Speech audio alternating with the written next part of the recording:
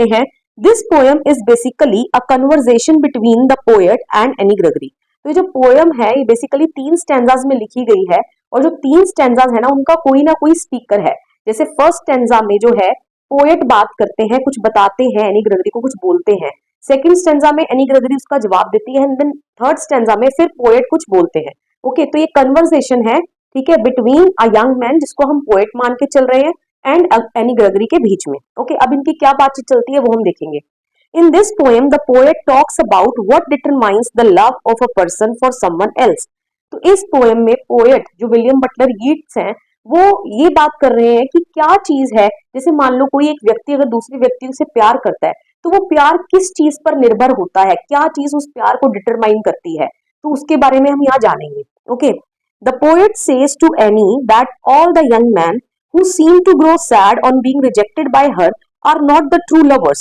Okay, तो यहाँ पर जो पोएट है वो एनी ग्रेगरी को कहते हैं कि वो जो सभी यंग मैन जिसको तुम मना कर देती हो, जिनके प्रपोजल्स को तुम ठुकरा देती हो, रिजेक्ट कर देती हो, तो ऑब्वियसली जब एनी ग्रेगरी उनके प्रपोजल्स को ठुकरा देगी तो वो सभी जो यंग मैन है वो क्या हो जाएंगे, उदास हो जाएंगे। ओके, तो पोएट का ये कहना है कि वो जो सभी यंग मैन जो उदास हो रहे हैं जब तुम उनके प्रपोजल्स को ठुकरा देती हो तो वो तुम्हारे ट्रू लवर्स नहीं है। Okay, they are just getting attracted to her yellow hair means the outer physical appearance which is temporary and a surface thing।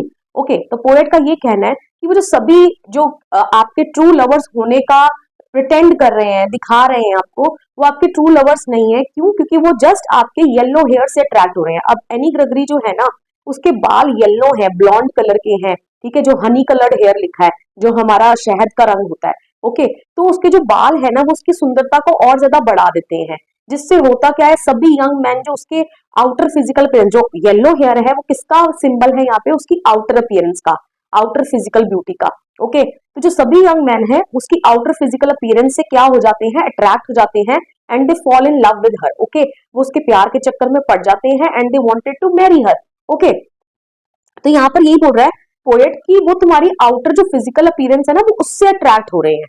Okay, जो कि जो आउटर फिजिकल अपीयरेंस है जो कि क्या है, टेम्परेरी है, ठीक है, हमेशा के लिए नहीं रहती। जैसे हम ओल्ड एज आएगी हमारी तो हमारी जो फिजिकल आउटर अपीयरेंस है वो क्या होगी, चेंज हो जाएगी, राइट।